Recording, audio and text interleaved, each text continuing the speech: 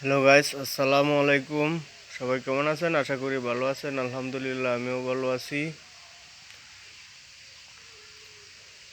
আল্লাহ আর একটা মরার সিডি পাঠাইছে। আমার আগে একটা দাঁত পড়ে গেছে, এখন আর একটা ব্যথা আইছে। ভুল মানুষই করে। আমার কোনো কথাই যদি ভুল হয়ে থাকে, হায়াত মৌতের কথা কোয়া যায় না। সবাই ক্ষমার নজরে দেখবেন। হিংসা আর জিদ দুইটা কিন্তু এক জিনিস না। হিংসা একটা, জিদি একটা।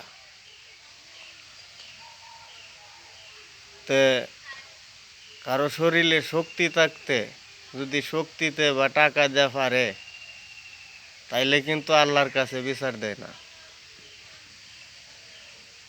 যখন নিজে না পারে, তখনই আল্লাহর কাছে বিচার